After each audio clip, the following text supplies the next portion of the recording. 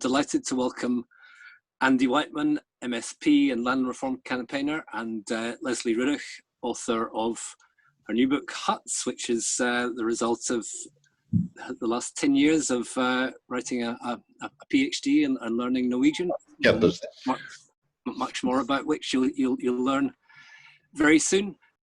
If I could now hand over to Andy Wightman. Good evening and welcome everyone to this evening's launch of this book by Lesley Riddoch called Huts, A Place Beyond, How to End Our Exile from Nature.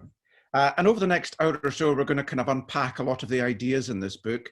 And I'm going to have a chat with Lesley, and you're going to have the opportunity to put your questions as well on what is actually at one level a bit of a kind of a geeky topic, but it's actually utterly fascinating in terms of, I think, the subtitle, How to End Our Exile from Nature. So I'm just going to start by inviting Lesley just to, address us on, what is this book, what's it about, why did you write it, and yeah, on you go. Yeah, well, it's not going to be geeky, Andy. It's not. Well, I hope it's not, because I know on the face of it, people will kind of think huts, sheds, irrelevant. And actually, a lot of people, the kind of dudes who are here tonight will probably have pre-selected as quite serious people that are interested in politics, maybe even independence, and they're kind of, they're interested in the outdoors, in nature, not quite sure how all of this comes together. And I suppose at the beginning, I didn't quite see all of these things as connected either, except that it's absolutely weird that in Scottish politics, so much focus has been on the conditions of the workplace and not on the freedoms of leisure. It's almost, and I mean, I speak as a good product of a Scots Presbyterian family, it almost seems indulgent and irrelevant and a luxury beyond words to be even thinking about what you do in your time away from work. And yet that's kind of one of the massive defining things. It's the only period of time that is actually your own in life. And it struck me increasingly that the way that Scots have ended up is that we are the people, there is holiday apartheid working in Scotland, and there has been for centuries, which has resulted in Scots not really knowing their own country particularly well. And here I generalize. It's not, the Highlands particularly, the rural areas are not designed really or intended for the average Scot to be stravaiging. They're certainly not intended for the average Scot to be staying in. And over time, we've sort of learned to just accept that. Monroe bagging's fine, we can go for a bit of a walk, we can do camping, and that's enough. And it was only when I started to have a hut, well, I mean, I say it's a hut, but it was actually a sort of stone bothy, and then went to Norway and discovered that having been in Scotland with a bothy on the top of a hill, I was considered beyond weird by everyone I knew. When I went to Norway, I suddenly realized I would have been normal, absolutely normal, if I'd only grown up on the other side of the North Sea. And that's what started me getting really curious about this. And it would be no spoiler to say that in the end, so much of what follows here are the consequences of our land ownership patterns. And our land ownership patterns are the consequence of our democracy, because the two of them for hundreds of years walked hand in hand. And that's kind of got us to where we are now. Lesley, let's get into a conversation about this book, about huts, about your experience, about your life, and about your voyage of discovery in terms of huts, because that was one of the most fascinating things to me about reading this book. And what actually struck me just this week, certainly over the summer, but just this week, we had a debate in Parliament on Wednesday called Dirty Camping. And this was reflecting some MSP's concerns about certain visitors to the countryside who had been behaving irresponsibly, leaving litter, and all the rest of it. And what I was fascinated about was that, reading your account of Linoya, I think if I pronounce it correctly, that some of the same opprobrium was directed against the working classes of Oslo who were attempting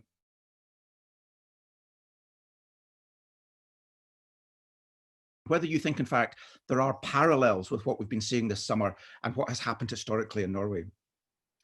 Yeah, well, Well, maybe I should just say a little thing first, just to sort of set the thing up, which we've missed because of the missing PowerPoint, which was just to sort of say, basically by a whole series of coincidences, I ended up renting a stone bothy that was really a shepherd's bothy. It wasn't a hut, but it was way up on the 1,200 foot up the hill sort of line in Glenbucket, which is in Aberdeenshire.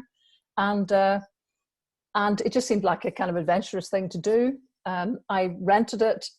It had no running water, no electricity, no toilet. So it was an earth loo, or kind of a chemical loo. And I absolutely loved it. It was, you had to kind of really hack your way up through the fields to get there. There was all sorts of kind of little adventures. And this is the thing that strikes me so much about life, because if people would say to you, what do you do in the hut? And I've just like, I have no idea. I have no idea what I do. And that's the beauty of it, because life just goes on. There's plenty of work to need to do. So life just kind of goes on with you getting wood, getting things sorted, trying to maintain the thing in your own candid way, and having folk up, having a bit of a laugh, and having nobody judge you, no one govern you. It's one of these definitions of leisure, is the idea that there is nobody in charge of your time at that moment. And there is almost nothing that we can say about our leisure activities that conforms with that. So that to me was the great delight. I would have to say that most people I knew thought I was mad. My husband, Chris, said it was the only time that he seriously doubted the wisdom of getting married, when we saw the state of the hut, because, there wasn't a lot of hygiene going on. And okay, I accepted I was weird, and then went for various reasons to Hammerfest, and came across a family who were a perfectly normal family. The mother was a teacher, the father was a fisherman, and between them they had 7 huts. And this struck me at the time as absolutely extraordinary. They had family homes in places so remote there was no point in selling them. They had huts connected to them because the whole family went there every Easter. And I remember being stopped in my tracks one time when they asked me, I looked a bit surprised at this, and they asked me, well, where does your family go at Easter? Well, yeah, right. Well, there's a thing. That there's nowhere else that people would dream of going. Where do you go after weddings? They asked. Where do you hold weddings? And bit by bit, I just began to realize our lives are rented out. We rent everything for special occasions. We don't kind of own stuff, and we don't have a place that's so meaningful that you wouldn't dream of going anywhere else for special occasions. That's normal for them. So I was lucky enough to be sort of invited into the hytte kind of scene in Hammerfest, and went several times and had a brilliant time, and came back and thought, what's going on? And what I discovered when I started to look into the numbers of it was absolutely extraordinary. I mean, there are 1 in 10, 1 in 12 Norwegian families own a hut. The same is roughly true in Sweden, Finland, Denmark. You can then look across at Canada, America. In fact, I'll save you time. Wooded latitudes, here's a shocker, have wooden huts. Because why wouldn't you? It's the perk of living at a wooded latitude. And Scots live at a wooded latitude.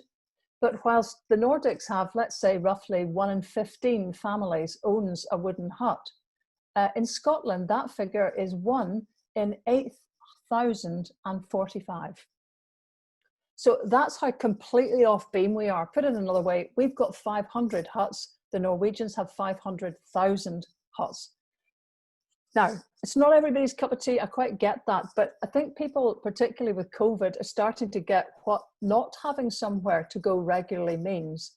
And what that means is you're in limbo, you're in constant limbo, or you're in a queue in a, waiting to go sort of on your proper holiday somewhere, which these Scandinavians do as well.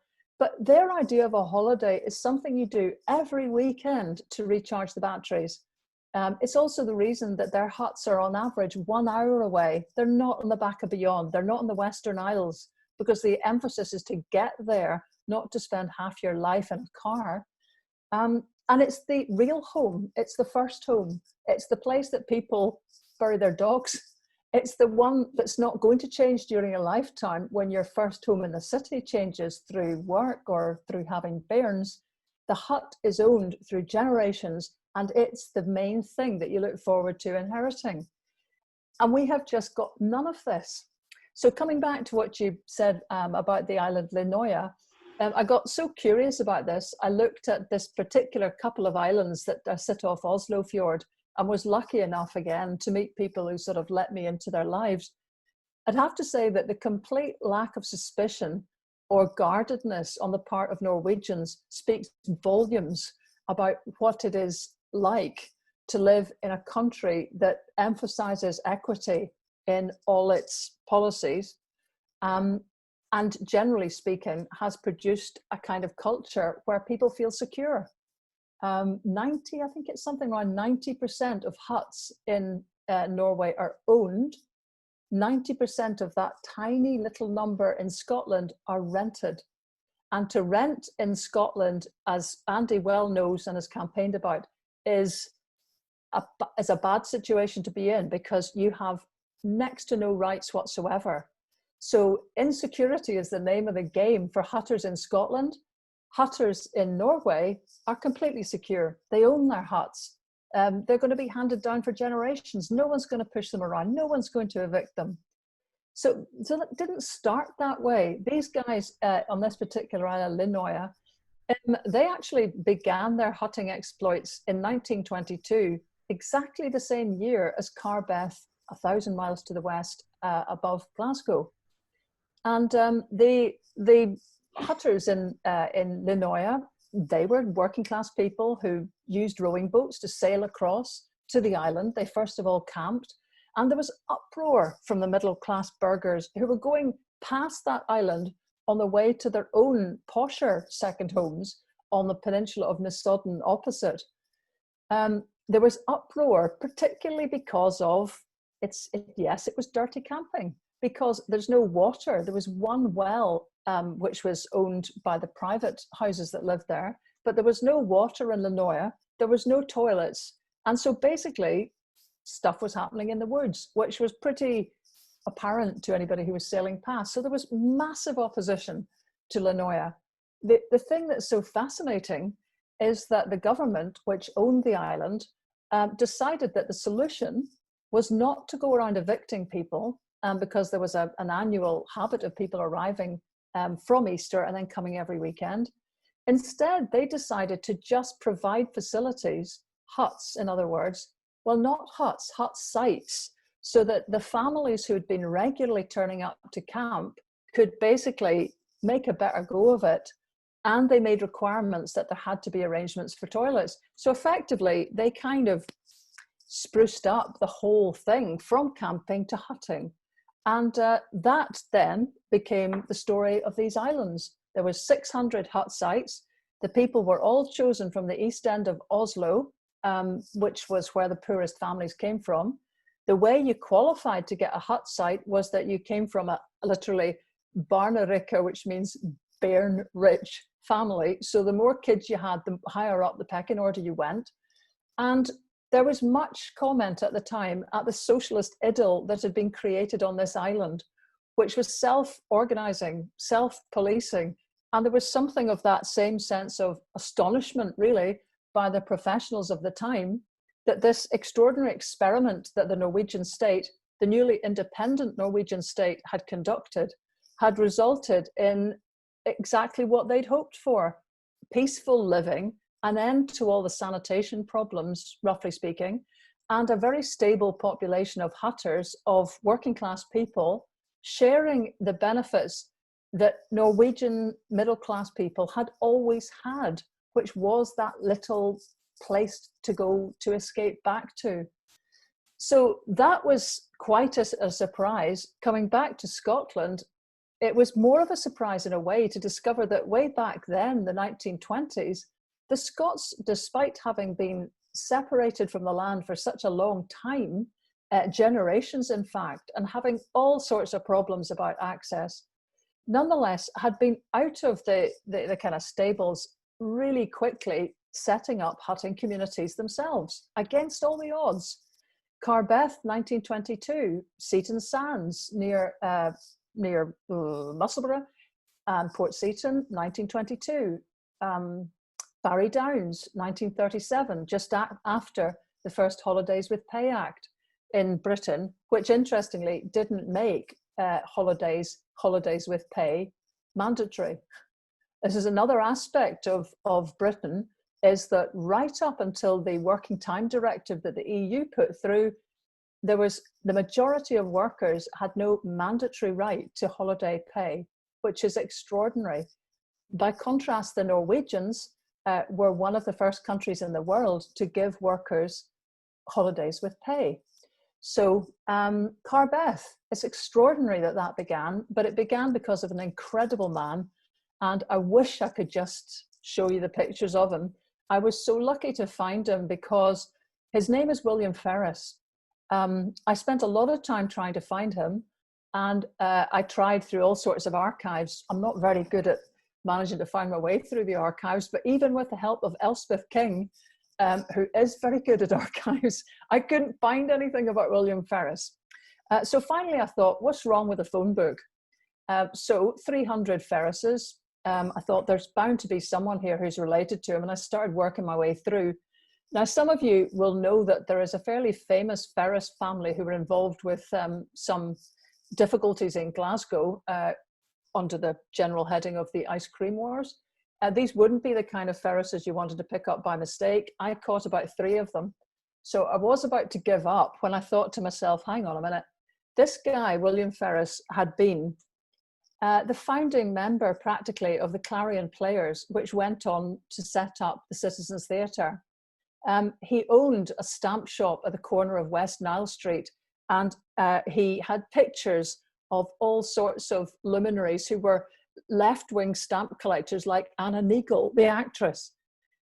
He was a massive cyclist, and it looks like he probably started a branch of the Clarion Cyclists, the Clarion being a big socialist venture which encouraged all sorts of activities to try and produce rounded men and women for the new socialist dawn that everyone believed was round the corner. So here's William Ferris. Where's his kids going to live now? So I took a wild guess that it might be the West End of Glasgow, looked for a number with a 339 prefix, phoned it, and was speaking to William Ferris's son, Murray, 5 days before he left Scotland for good. So thinking this was the luck of the Irish, I went down, found out more. And it turned out that William Ferris had been in the army. He had before that gone camping at Carbeth. He'd written a letter to the owner of Carbeth, Alan Barnes Graham, in 1918, saying to him that 5 men of his colleagues, 5 colleagues, had been saving with the War Savings Certificate scheme all the way through that dreadful war, ducking the bullets, surviving each battle, hoping that they would get through it. And the one thing that was keeping them alive was the hope that they could set up a little hut at Carbeth that they would share at the end of it. And the landowner said, no, we don't know that. We just see the next letter that came from William Ferris, stationed in Ireland and then demobbed. And he wanted to know who these bolshies are that your neighbor is so worried about. This, remember, was the time of the general strike. It was the time of the Soviet, the Russian Revolution that then spilled over to Finland. There was huge anxiety. There was big change in land ownership on the go. There were death duties, which were so large that the end of land ownership of the sporting estates had been predicted around that time in Scotland. So there was huge sensitivity about anybody being on the land in Scotland at that point. And it was perhaps no surprise there was quite a lot of rebuffing. But William Ferris was one dogged guy. And he basically went and camped there until he got to meet Alan Barnes Graham, charmed him. The two of them found they had quite a lot in common. They were both supporters of Scottish Home Rule. So on the condition that William Ferris organised the entire thing, Alan Barnes Graham reluctantly, agreed to the idea of huts. Although actually, it looks like that brought him in a fairly tidy income. But here's the tremendous irony. This man, who had been the engine of the whole hutting movement actually, through that letter and his very skillful pleas through the letters, was the only one in the end who got no hut, because he spent all his time organizing the paperwork, organizing the Carbeth swimming pool, organizing membership of that, which extended to thousands of people in the 1930s and 40s. He organized everything for other people, so they had some kind of leisure lives. He went on to set up the Ramblers, the camping and caravanning clubs, every outdoor organization. He set up the first youth hostel in Britain near Rowerdene, not just Scotland, but Britain.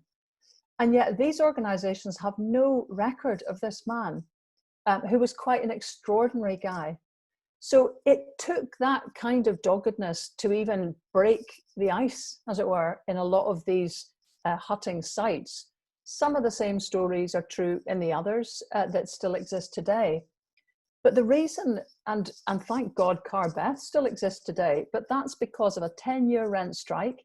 They appealed for help to the Scottish Parliament and were rejected. And the only reason they're here today is their own doggedness and the fact that Stirling Council decided to designate each of the huts, I think there's about 160, each of the huts as a conservation area. So once that had been done, it was impossible to sell the land on because nothing could be done with the huts, which was a masterstroke. So it took a long, long piece of graft, and the hutters bought the land, but they're still paying that back, and they will be for a very long time. To just conclude this bit, the reason that the huge growth in hutting that's happened all over the rest of the Northern Hemisphere has not happened in Scotland is not because of these kind of small wartime hutting sites, although most of them have been evicted, turned into caravan sites, gentrified, and otherwise got rid of. It's because the huge growth in every other country was not in more sites like this. It was individual huts sited in beautiful locations where you want them to be, in woodland, not in serried ranks like bucklands beside one another, which is what the whole British people have actually been made to settle for.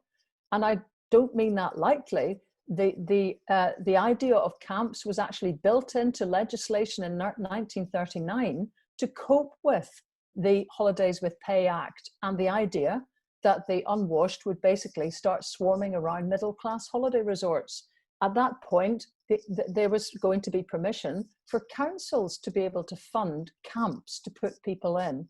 And of course, Bucklands came to the rescue, opened his camp, and the rest was history.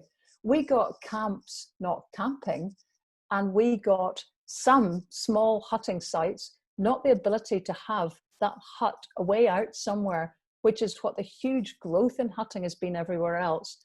And that's what meant that hutting has just remained looking like an insecure, dodgy, stressful, working class thing to do. And there's nothing wrong with all of those things, but the middle classes want more than that for their holidays. They want to have something beautiful, and they get it now by renting something for a week that belongs to someone else, and that's as good as anybody expects they're going to get. So that's where we've got to. The final thing to say is that procedure means that the kind of holiday homes we have in Scotland are almost the wrong leaves on the line. They're not huts. They're proper houses that should be occupied by a local person. But because it's not possible to get land to put anything on, not a first home, hardly a second home, you're not going to pay the amount of money that it takes to get land in this country and put a humble hut on it, because you just wouldn't be able to finance it, and you wouldn't get it because the land is unavailable in the first place. So all of those barriers are sitting between us and the kind of easy, lovely, sociable, restorative, reconnecting with nature that everybody else gets at our latitude. And at the same time, what is the second home in Scotland is usurping rural Scots from the homes that the existing housing stock that they ought to be able to access.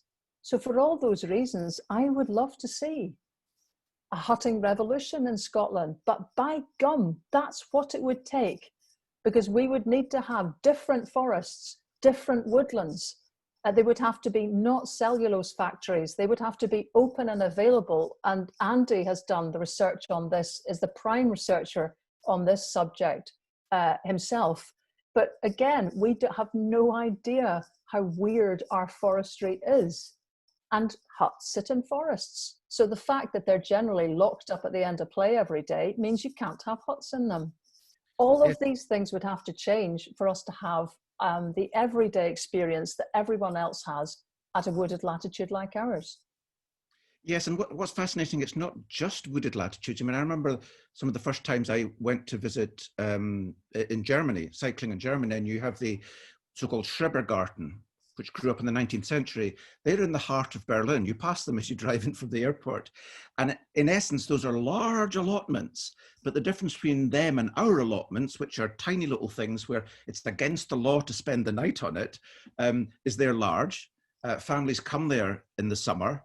Children go there all summer round. And right across Europe, you have, as you said at the beginning, this culture that leisure is important.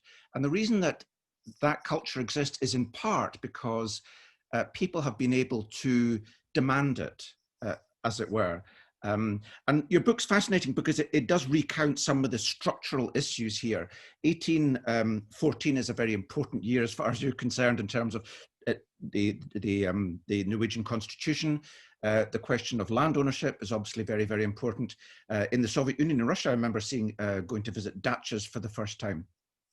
So this is a fascinating debate. There's lots of very, very interesting historical perspectives in here focused around this question of huts.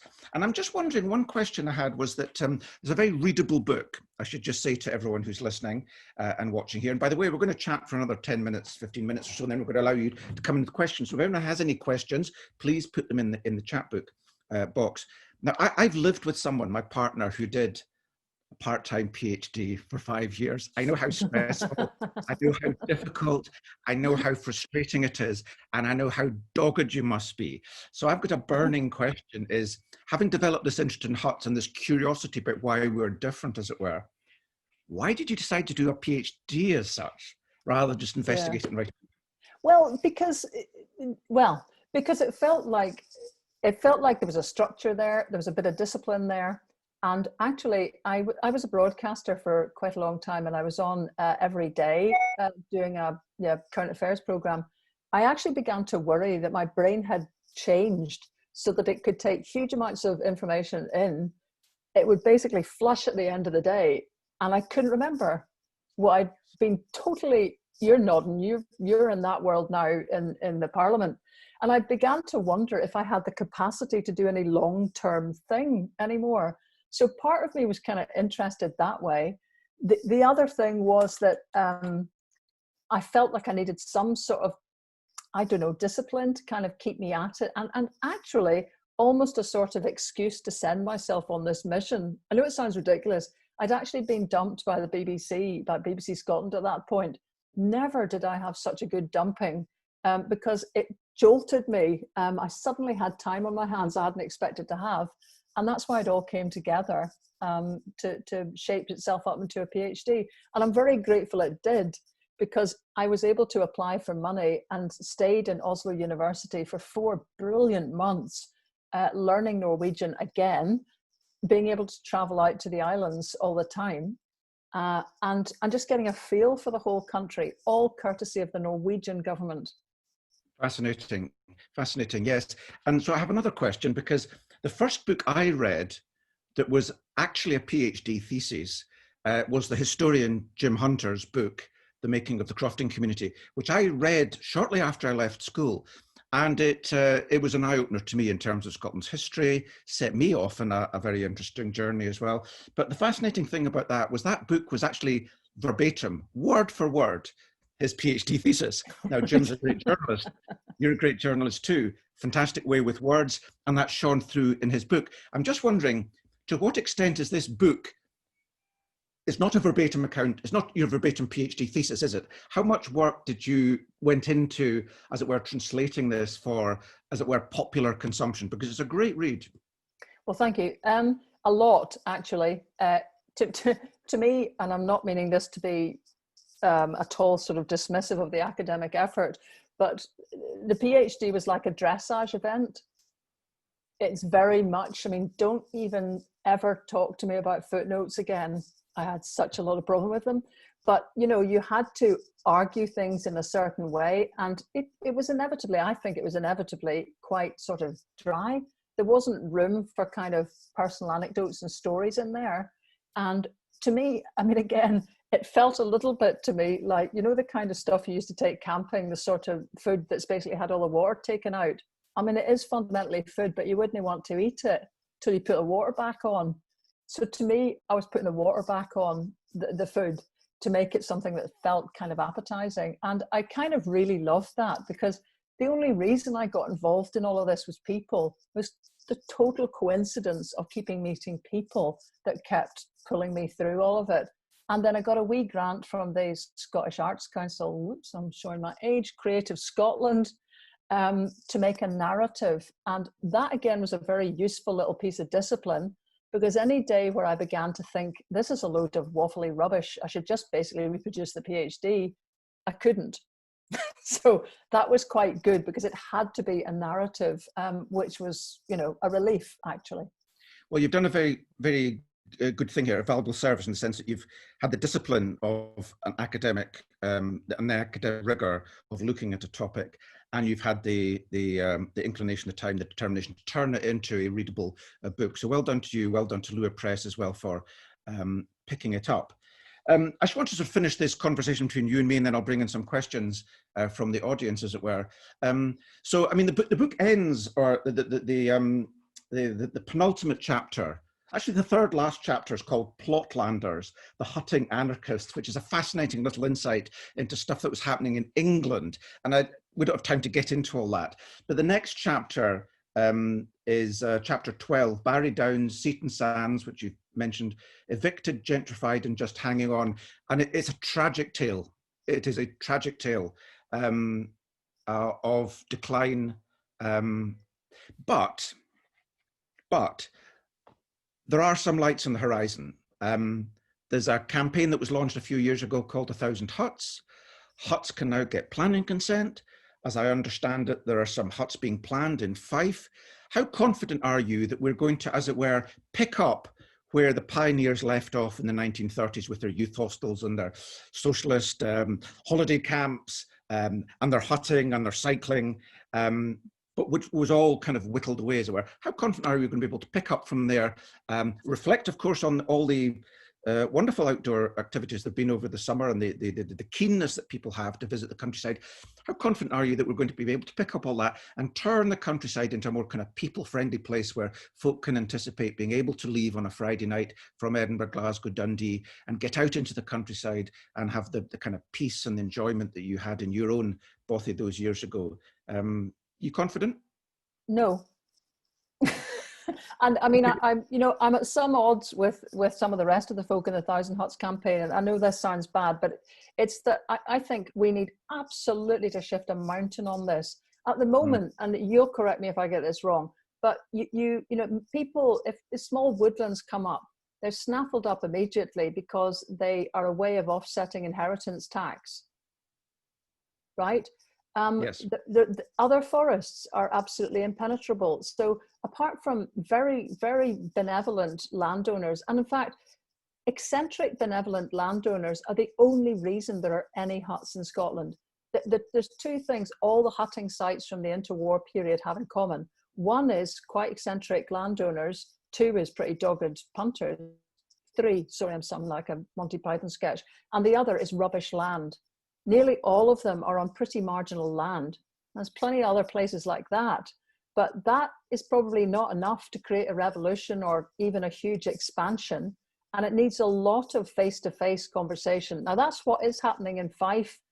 Falkland has got huts. The tail end of the book has got many pictures of them, and I'm seeing some folk on the chat thing that you know, are from that area.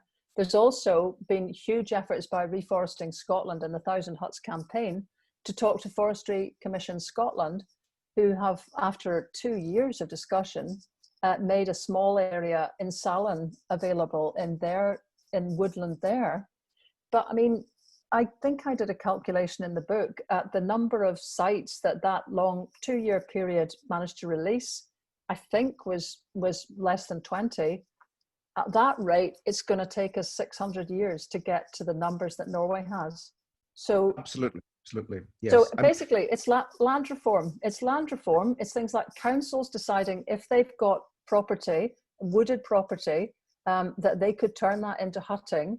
It's starting a debate because at the moment, I think everyone is terrified of people on the land.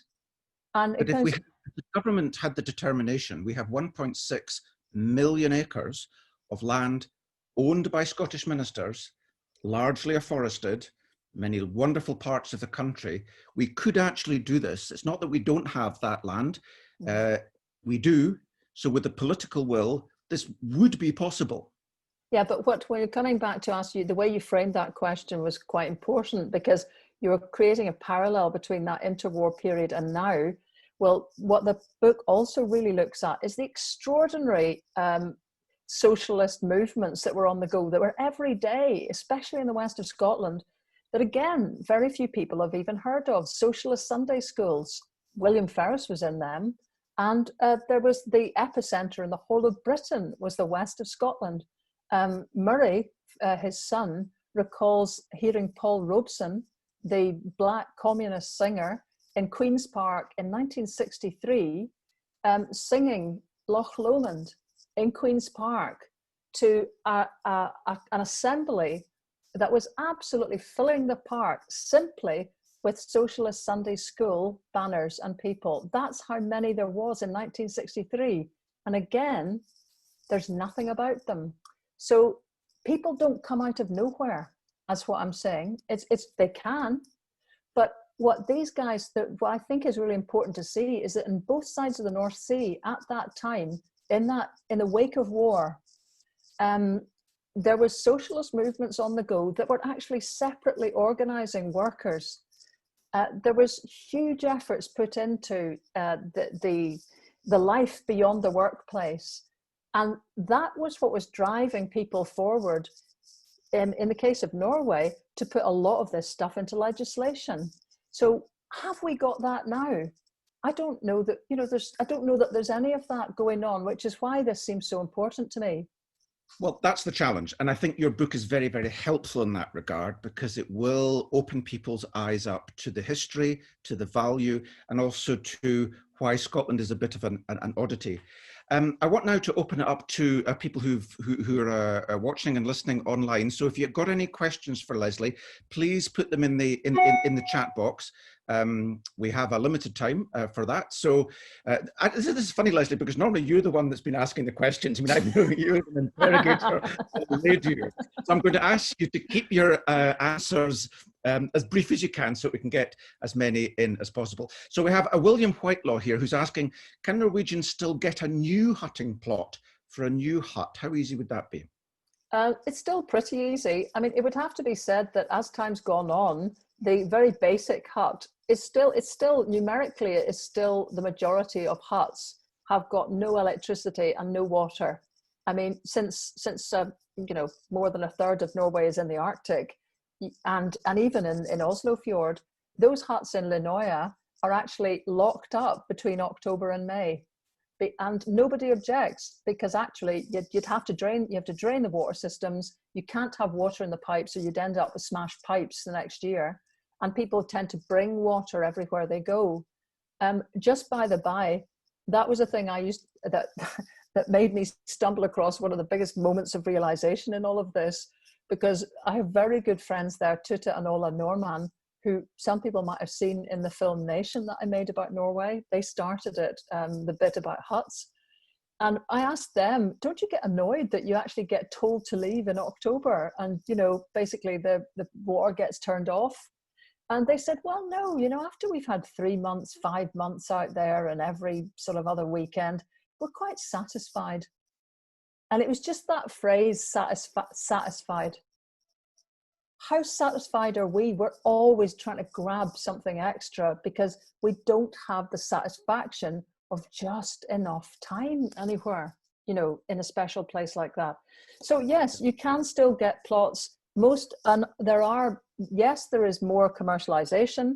There's places that are huge fancy huts now around ski resorts like Geilo. But the old hardcore ones are still available, and they're probably still the kind of popular thing that people just get a site somewhere, build it with friends, which is called dugnad, and then start handing it on, you know, down the generations. So we've got Leslie Hills, who doesn't ask a question, but said she was in Queen's Park for Paul Robson. So see that. How cool are you, Leslie, as ever? Yeah, that's brilliant. That's brilliant.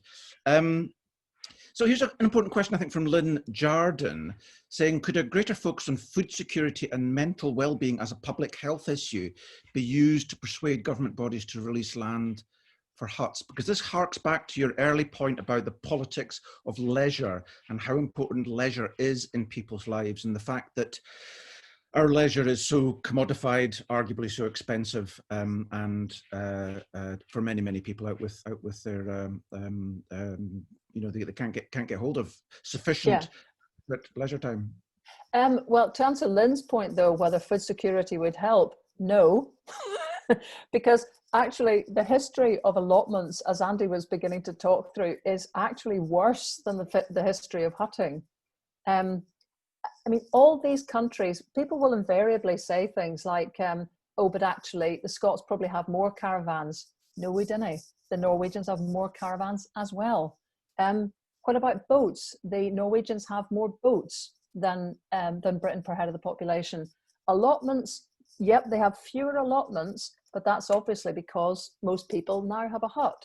But the allotments they do have, which date from the 1909 period, when the first Labour government, there was the first Labour-run council in Oslo, there was a huge expansion in allotments. And of course, nobody even argued about it. I couldn't find an argument.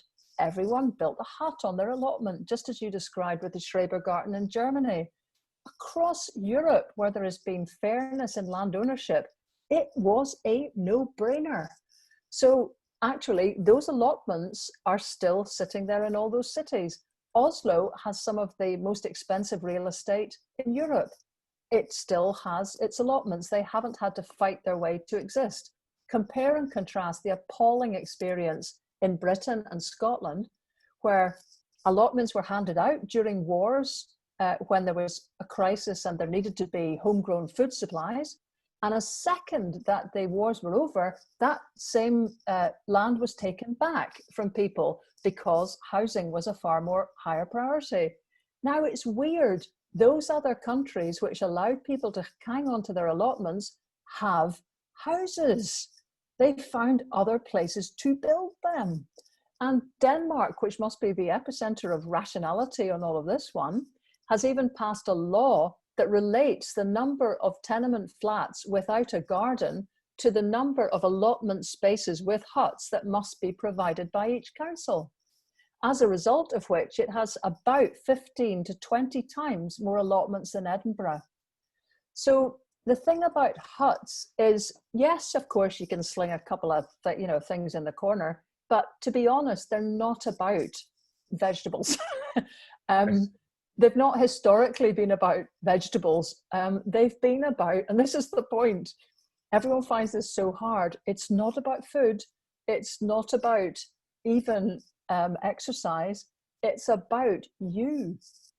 It's about you reconnecting with your family in a completely different way that lets you truly relax and feel satisfied. Yes. We've got a number of other questions. I'm aware a lot of these questions are good, but they're difficult to answer. I mean, we're so far off the pace in terms of other, what I increasingly call normal European countries, that there's no quick fixes to any of this. So for example, Ninian Stewart is asking, how can we create funding models that enable folk without a lot of money to get into hut sites and able to afford to build a hut? Now, at the heart of that question is the fact that land is very expensive.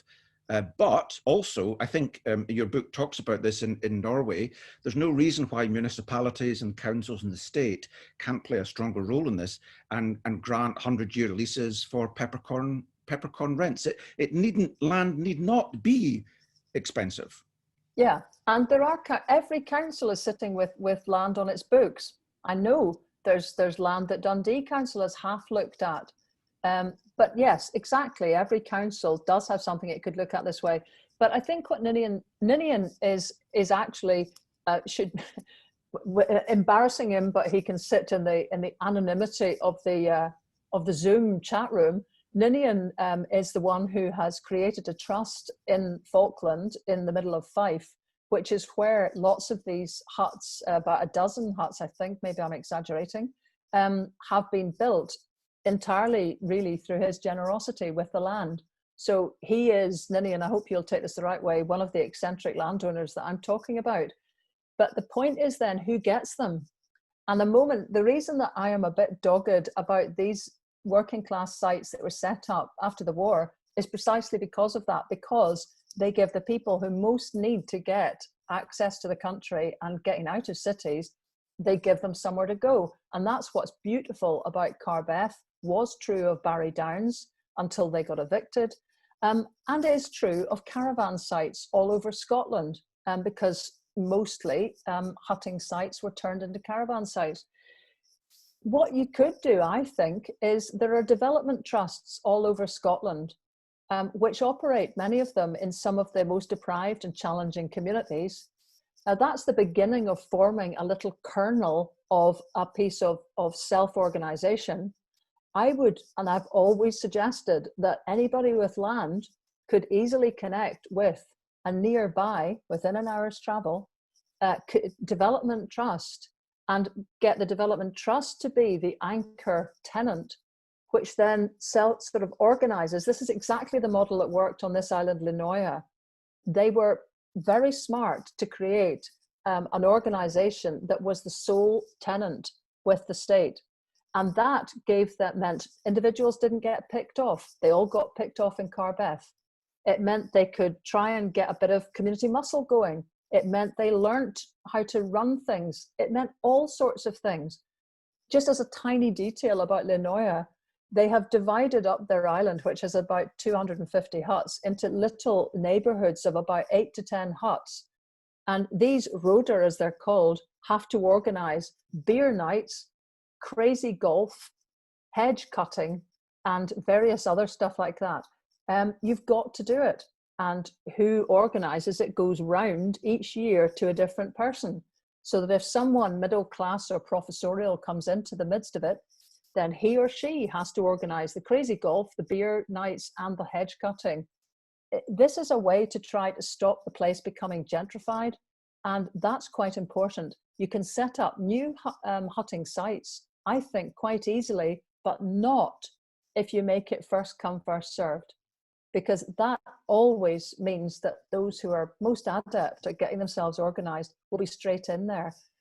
And Yep. Right now, there's so little access that I think it's most important that it goes to people from the most difficult areas who have been the most enterprising in setting up development trusts that are doing phenomenal things, but just aren't being connected with.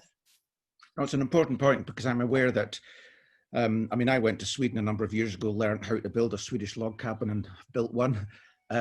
There's a lot of people who have the capacity, have a little bit of money, are able to work through all these difficulties. But the key thing you pointed out there is having a structure that can support and encourage and enable and give people the security and the shared confidence to develop that. So, Louise Robb here has got a question saying, if the Scottish Land Fund, which of course you've written about recently, it's a large pot of public money that's designed to help communities buy land.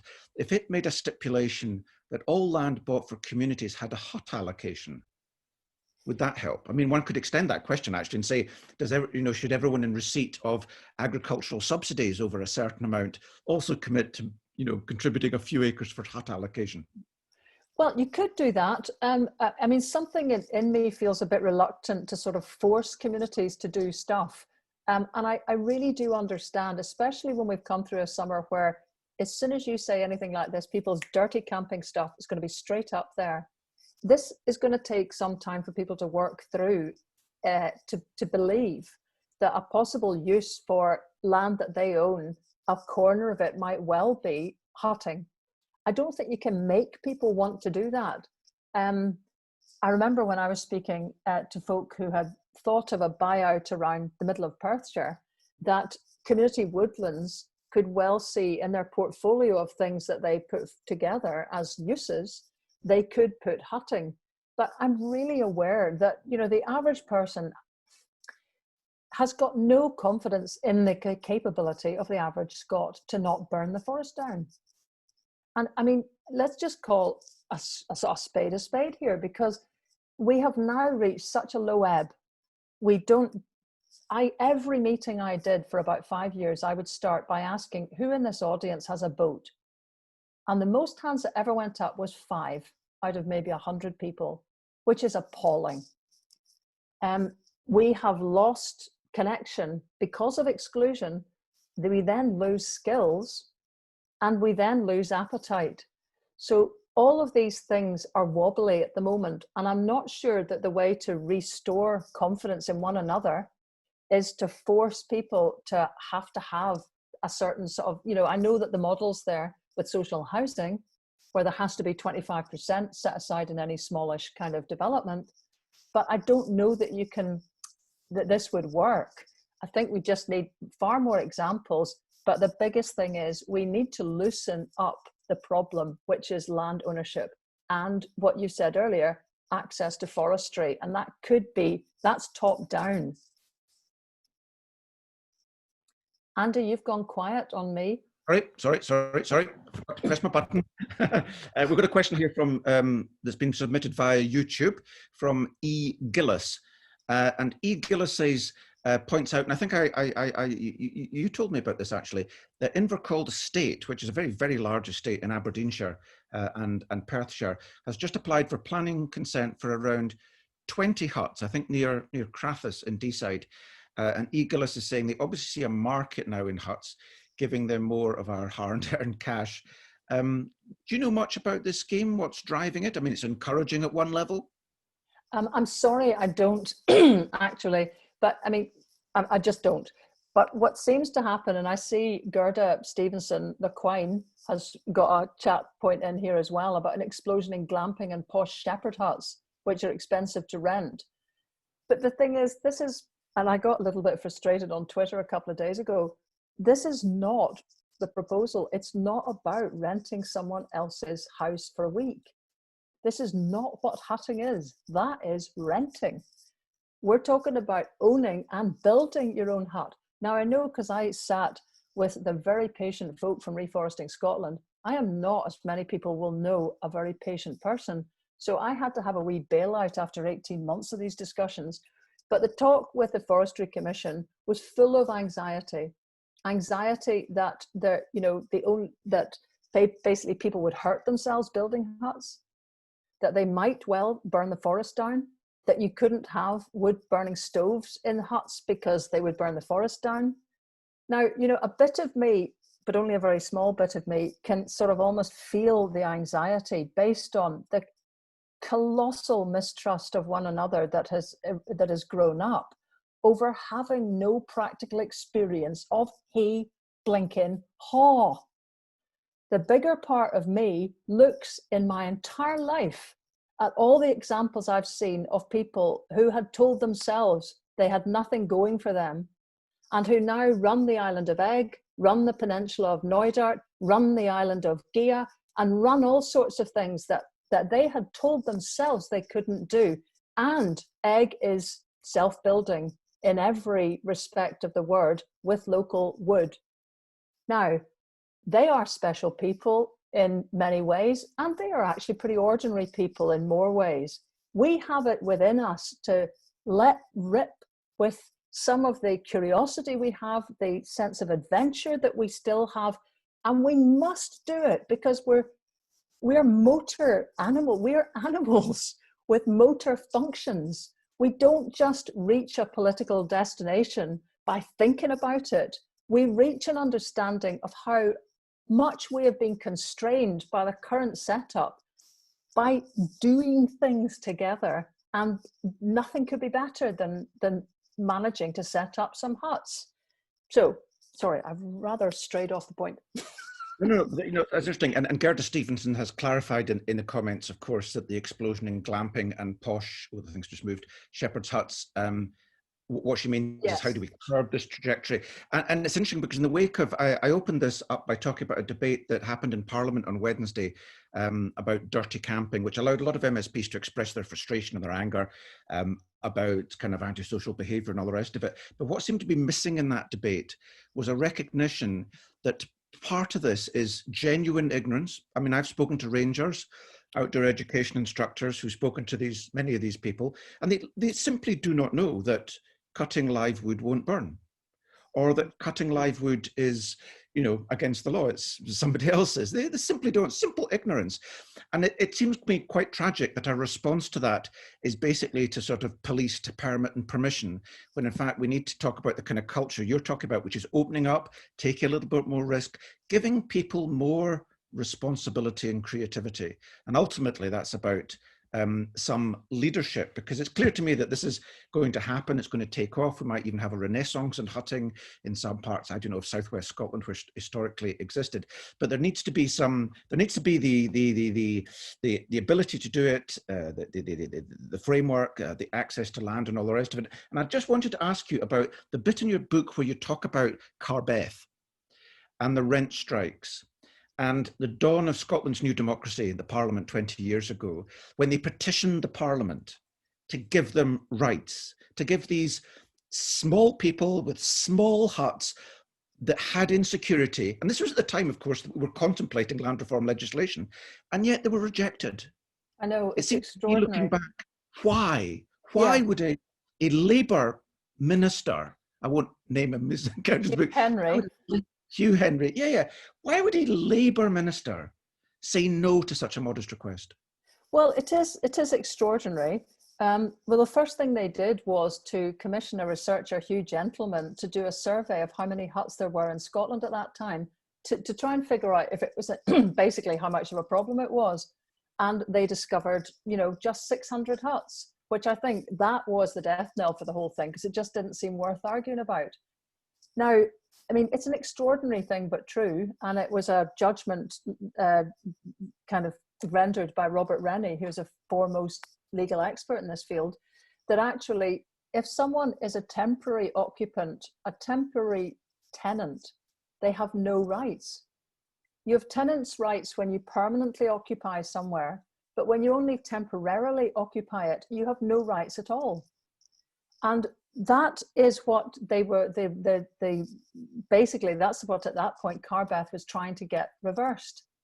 Now that also applies to all the people in caravans, and I can't remember offhand, but I think there's about 30 of, there's a lot of people living in caravans, which is a pretty shameful position, and also, temporary occupants there. They too can be evicted at the drop of a hat. And that, well, the reasons that Hugh Henry gave were that it would antagonize landowners if the law was changed,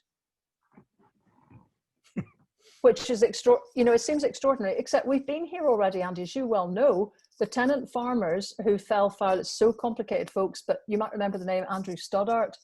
He was evicted from his farm, having farmed there for 27 years without a problem. He was evicted when his limited partnership was ended, with no compensation originally. And that too was a situation that was allowed to run by the Scottish government on the grounds that trying to interfere with it tended to mean that landowners just kicked more people off. So that, generally speaking, that seemed to be the sort of line given, that there wasn't a lot of people, there wasn't a lot of grief. There was a suggestion that Carbeth were the only people having problems, which sadly proved to be rubbish when the whole of Barry Downs were evicted about 10 years later, when Rascarroll in Galloway ended up having to burn their own huts down, the only way they could force the landowner to apply for a change in planning permission to build the posh huts, which were the reason he evicted them. One by one, all these hutting sites, which are actually the people's history. This is your Churchill papers for the people, because these were hard-won sites, and only Stirling Council had the wit to see that historical and aesthetic heritage and protect them. The Scottish Parliament didn't. Fascinating, yes. We have, for those who don't know, you can click on, there's a little sort of chat icon, it's a little speech bubble on your screen if you're not seeing the chat, because actually there's quite a bit of chat going on there, not so much questions, but people chipping in with thoughts and ideas, so please do read that. So here's a big question from Dan Mealy. No, sorry, this is from James on Facebook. Dan has put it in here. From James on Facebook saying, Lesley, do you hold out any hope that independence would bring the change we would need to see to get huts going in Scotland? Well, I mean, we've we've discussed things like this before, Andy, and the thing we did, the Scottish Six. And in fact, something you said then is something I always say now, which is the level of change in people's thinking that would be needed to get an independence vote would actually make anything possible. I mean, the number of I-beams that would have to be chucked in a corner, the amount of hesitation and constraint that would have to go, the amount of awareness of how normal countries work would be high enough that I think the levels of tolerance of these ludicrous constraints would go. The second thing, without grinding any party political axes, is that at the moment there is an artificially high level of support for the SNP, simply because people want independence and they see that, I think rightly, as the main party to deliver it. Once we get to a stage where we are independent, then it's possible for parties with other issues, Begorra, and other profiles and ideas of how Scotland can develop to really just be able to widen out and have those conversations, because at the moment it's totally impossible. And Andy does an amazing job from the Greens perspective, but he has to do it from a firefighting position of simply trying to, most of the time, amend SNP legislation, which is kind of a hopeless way to set out an alternative agenda for how we get this land thing sorted in this country. So yes, in that respect, I think independence would give us the jolt that might be needed. But actually, much of the thinking must start now. We have to outthink feudalism. We have to see how the virus has spread. And if you don't start to see these connections and just settle for less every time, you're making that moment of birth of the new nation as difficult as you could possibly make it, because it's in gestation now. I mean, I often, studied land reform across the world, and genuine reform, in other words, meaningful, structural, powerful shifts in society that open up completely new opportunities to completely new classes of people to do things in completely new ways, tend to happen in broadly three ways. Decolonization, which is the same as kind of independence. So the former Soviet states, the British Empire collapsing. So decolonization, independence movements, constitutional reform movements, and political revolutions, which probably on balance have done more harm than good, it has to be said. But I'm wondering, because these revolutionary moments, I mean, there's a lot of talk that, potentially we're in a bit of a revolutionary moment at the moment. In the wake of COVID, we've all had to change the way we're doing things. I would not be sitting in my sitting room here talking to you in your, I don't know where you are, but if it wasn't for COVID. There's been a renewed focus on the importance of the family, of security, and of leisure, which gets me back to my question about the so-called dirty camping and the rather understandable but unfortunate backlash there has been against people, many of whom are trying to discover their own country for the first time in the only way they know how, which is to take whatever tent they can get a hold of, jump in their car or the bus and head out north, east, west, south, whatever it is, and find a bit of, as Billy Connolly called it, a bit of green grun. And so do you not think that there is a moment to be harnessed now, and it might not lead to hugely radical change, but there's a moment to be harnessed now that tries to focus a lot of that interest, that intrigue. As I say, your book will help to open a lot of minds up and allow us to envisage a different way of looking at the countryside as primarily a place that's within 10, 20, 30, 40, 50 miles of where most people live, primarily a place for people to enjoy. whether Yeah. it's walking, camping, hutting, fishing, swimming, cycling, growing food. That should be the principal use of land in those areas. Yes, absolutely. I think one of the big, I've kept thinking about this dirty camping issue. And I think one of the big differences in the parallel that we started off with this island, Linoya, where the state sort of tidied up basically the campers by giving them huts, is that they were family units. I mean, what was normal and has been normal across the rest, normal countries in Europe, is that families tend to go out camping together, or they tend to, well, where they can have huts, they go hutting together. I describe, and it could be quite embarrassing when people have really read the full horror of my experiences trying to deal with dead sheep and stuff like that in my hut on my own. But I'm weird, right? Anybody who is hutting in Scotland, there's a high propensity that you're a bit strange too, because it's not a mainstream activity. The shock to the system when you go somewhere where everybody goes hutting is how utterly normal and family oriented the whole thing is. Now, the families are the key to all of this, because that's what the kids, I live in a place that gets a lot of dirty camping happening, and there's no generational thing in it. It's a group of young folk who are basically going to get pretty much off their heads. It probably started when they couldn't go to pubs or other areas. It's now become a firm fixture. And we're all agonizing about how to deal with that. But within that, this is a really strong trend that I noticed in looking through all the research. Is it a coincidence that Scotland was basically the place which created probably the highest number of uniformed organizations for young people pro rata in the world, whose mission was to take young people into the country? Well, why were they necessary? Because everywhere else, families were doing it quite naturally themselves because they had huts, or originally in the 1900s because they went camping together, and they weren't getting hounded off. They weren't getting scared off. They didn't have a history in their family of having been cleared from the whole area in the first place. You know, all of this is relevant too.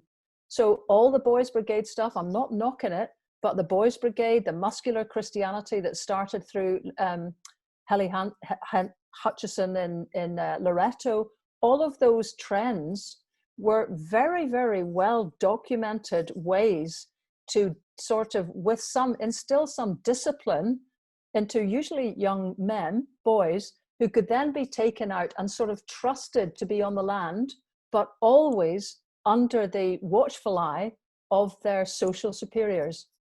And without them, they did not get out. So here we are today. That kind of structure that we set up here, which was that you get out if you're lucky and you're in the Boys Brigade, or if you're lucky and you're in the Socialist Sunday schools, or if you're lucky and you're in the Clarion camping outfits, there's always going to be some kind of conduit that takes you there.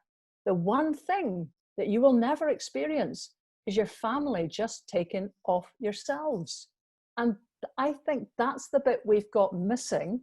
And I'm now very wary about sort of, well, I would love to see far more ability to let families begin a process which will become a virtual perennial planting. You will not need to do this again. When families get that sense of freedom, it begins to reproduce itself. And that sadly is what we don't have at the moment with the groups of kids that are wandering about, grabbing what adventure they can. Yep, indeed. There's quite a few questions there. Just to tell folks, it's 2016, it's 8:15. We're winding up at 8:30. So if anyone's got any burning questions, please get them in. I'm not being able to get to them all, but we have questions about, has anyone put pressure on the national parks to facilitate hunting? Answer, I don't think yet. A question about whether, sorry, that was not the question. Has anyone created a hutting community group and applied for an asset transfer? Answer, probably not. But this is interesting in the sense that asset transfer, which is the legal ability for community groups to acquire public land, and national parks are two things that have happened under devolution. They're two sort of, that could be the ingredients important ingredients to a hutting a revival. But I was just But wondering. can I ask you something then? Whoa, because you know more about this. One of the difficulties all the time that relates to hutting is that basically the people, by definition, the people who want to have the huts are not local.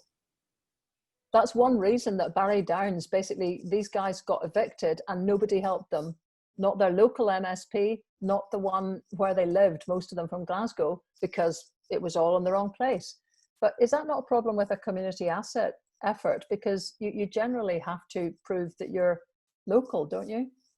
Yes, I mean, these are all little bits of a picture that need to be sort of joined up, and I think the solution will find itself. But yes, you're correct. No, what I was going to say was that I mean, I enjoy the outdoors.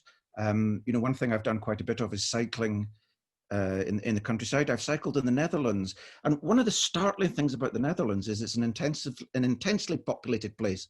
There's a massive pressure on land. It's very urbanized.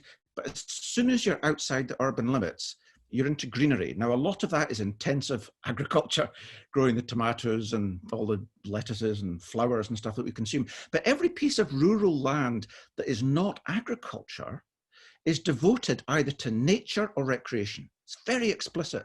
And even in the city limits of Amsterdam, the Amsterdam Bosch is a massive forest. And this is the thing.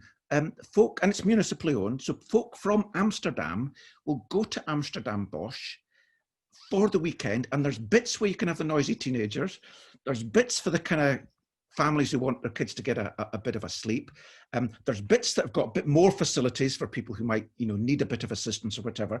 The point is, it's consciously designed to respond to the evident needs of people for a break from their everyday life. And it seems to me that that's what's missing. And ultimately, all those ingredients people are talking about, for example, in the questions there, can the green investment portfolio launched yesterday help? We don't have time to get into that, but potentially, yes. I mean, if the government is making available loans and grants, it seems to me self-evident that some of that should be increasingly devoted to making sure that people have, you know, what Nicola Sturgeon talks about, developing a well-being economy. You know, at the heart of a well-being economy is people's mental health and their security. So I think all of this is possible. And what strikes me is that in a country like the Netherlands, I mean, if the Netherlands can do this, the Netherlands has got wolves, for goodness sake. Really? Ridiculous. Absolutely.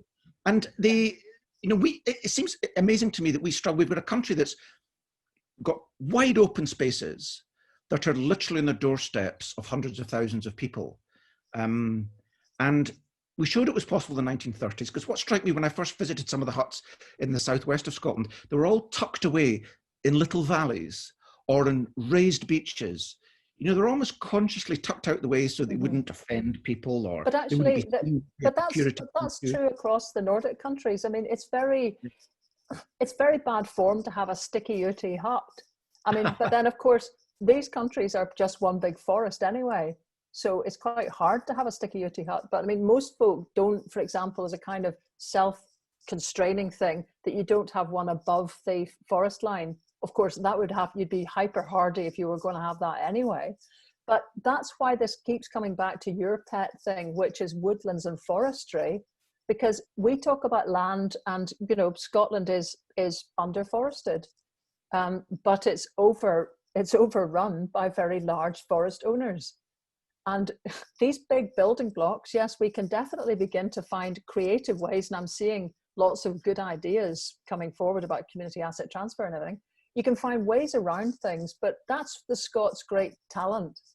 Our talent is to take a totally broken, appalling system, which we should be embarrassed to live in and put up with, and we find ways to mitigate it. In fact, there's the parallel with independence, because all our parliament can ever do is mitigate rubbish.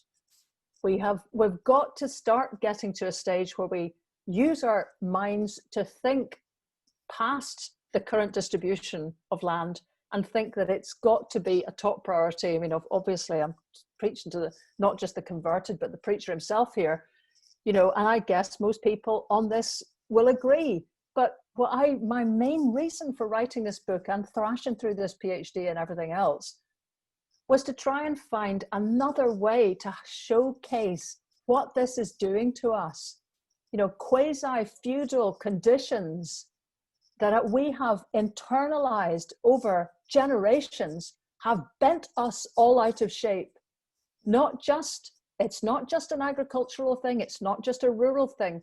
I'm trying to connect this to the escape that city dwellers do not have in Scotland. This is an urban issue, because you are the ones who are being denied the lungs you would have in any other country in Europe, simply because of the way land and forestry is owned and managed.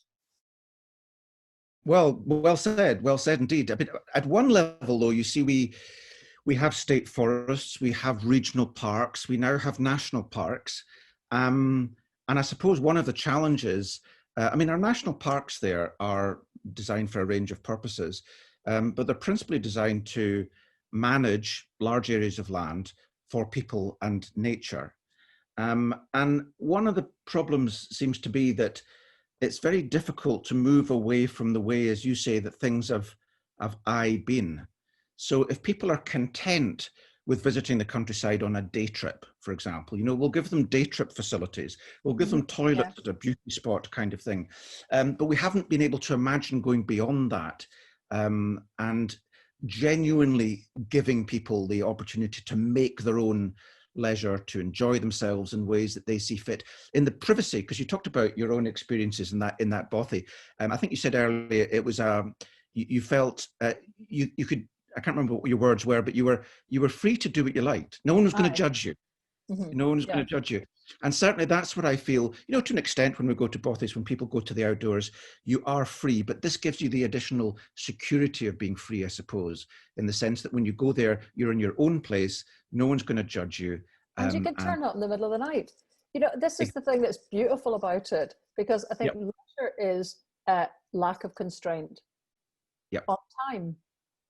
And you've got to have that. I don't think we have leisure experiencing life without constraint, and that does your head in. So the beauty of that place was, okay, it was a bit difficult to get up there, but you could turn up in the middle of the night. You could do whatever you wanted. You could do things you would have to deal with things you didn't even want to do particularly. You could pretend you were in your head, you were sort of like a 30-year-old Heidi. You could do what the hell you liked. And you could smash up a chair if you couldn't be bothered to go out and get proper kindling. You could just have a big log and push it into the fire over a month, not to be advised on the health and safety side. You know, if you couldn't be bothered sewing it up, there was not a big brother in sight telling you what to do or how to do it. Now, if I'd actually had to build that thing as well in wood, that would have been a step further. But what I find, and I keep relating this back to the Norwegians, because without having that experience of sort of going across and seeing how our cousins live, I wouldn't see what the end result could be. And this will be where we find ourselves at some point. It's up to us whether it takes decades or centuries. But where they've got to is, you know, the cheerfulness of the whole blinking exercise is what gets me. And that's what I've tried to sort of catalogue, the ordinariness of the way that people are helping one another constantly to build things in the Arctic that is completely insulated and toasty. Yeah, no, absolutely. I think your book succeeds actually in both giving a very informative historical and political analysis of why the difference essentially in hutting on both sides of the North Sea, but also a really good insight into just the sheer joy, the sheer happiness, the sheer goodness. And you mentioned turning up in the middle of the night. I mean, it reminds me of the first time I walked into the hut I built in the middle of the night, and it was in winter. And it's a long, long time since I'd walked in the pitch. I had a head torch, but in the pitch black, in total silence, with every single star out in the sky, and with an owl swooping, you know, just 30. It sends shivers down your spine, that kind of stuff. I suppose your point is that in a country like Norway, that is something that most people can experience easily if they want, when they want, with people that they want. whereas we have, I suppose, in a sense, commodified a lot of leisure into what Gerda Stevenson was talking about, the glamping. We go and try and buy these experiences when in fact everyone could own these and then experiences. go back to this thing, if leisure is about, you know, the lack of constraint, then we don't have a lack of constraint. You have to book ahead, you have to pick a particular week, you have to not have pets, you have to be careful with the stuff. You know, there's all sorts of constraints. We have no idea, just what you described there. I would go up and actually drove up a couple of fields to get there. Occasionally, I mean, on one occasion, trying to go up in the snow, my valiant little Peugeot 205 wouldn't make it, slid backwards against a dry stained dike. And then I realized I was absolutely stuck because I couldn't get out again. Now, I'm a great one for not asking for help till I'm absolutely forced to do it. And I didn't want to get a reputation, you know, of being ditzy. So I thought, I can solve this. And I spent about 3 hours undoing the dry stained dike, stone by stone, during which time capercaillie were sort of cackling away up in the woodlands above. A couple of hares ran around the place. But, you know, I was so amused at myself that I was spending 3 of my supposedly precious hours, because I was a, you know, Radio Scotland broadcaster at that point. Hooray! 3 hours undoing a dry stained dike. The car then came through into the other field, and I spent another 2 hours putting all the stuff back properly. And it's still there today. I was up, you know, I checked it about 5 years ago. So the thing is, I know that this is not selling hutting. I quite get that. Most people don't want to dispose of dead sheep. They don't want to have to undo dry stained dike. You just want little adventures. You know, what we're missing in life are lots of little adventures. Try going cycling at night without a headlight for a little while downhill. If you can get a bigger thrill out of anything that you pay 400 quid for, I would be surprised. You know, that's thrill and adventure is right outside the door. Absolutely. When you remove a lot of the kind of creature comforts that keep us deadened. No, absolutely. That's a lovely little story. I mean, I think it's very true. And it gave you, I don't know, what, 3-4 hours to be completely in your space, to be completely joyful and without, as you say, any constraints or anyone judging you or telling you what to do or whatever. And that is the secret about outdoor recreation in general, but in particular, the secret of having a little place that you can go that is your own, to have some joy. Now, we're going to have to wind up there.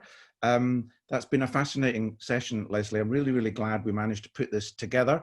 It's unlike one thing. I'm sorry, and I didn't to interrupt you. I was noticing the comments coming down. I must get this one right, because Donald McPhillamy, who's been the main guy doing the forestry, the Reforesting Scotland stuff and the talks with Forestry Commission, says that they weren't worried eventually about people setting fire to the forest, which is great.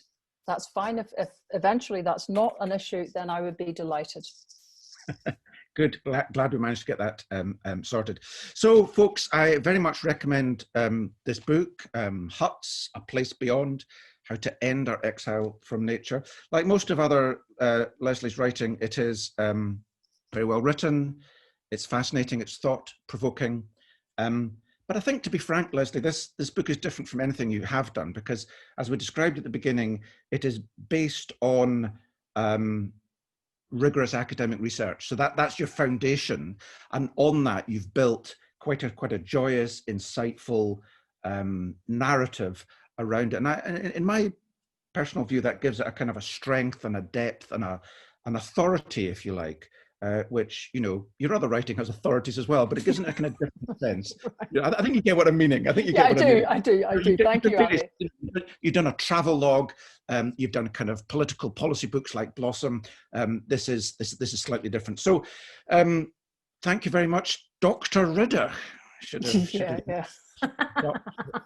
Riddoch. I know. Have you your bank cards and stuff yet? No, not the least. I mean, you know, I have been married and not changed my name, so it's more like this is me, you know, who I am, and then there are things that happen to me in life, but they don't change my name. So yeah. Excellent. Okay. Well, very many thanks for joining us. Yep. And thanks to everyone else who joined us online tonight. Thanks to Lua Press for organising this evening's book launch. Please do go and buy the book. It is, as I say, it's utterly enthralling. I have to admit, you know, convening this and having a chat with you, I was required to read it at pace, rather more quickly than I would have liked. So I'm looking forward to getting into it at greater leisure in a hut. I will read it in a hut. Yes. Well, thanks very much indeed, Lesley, and thanks everyone for joining us. Okay, thank you.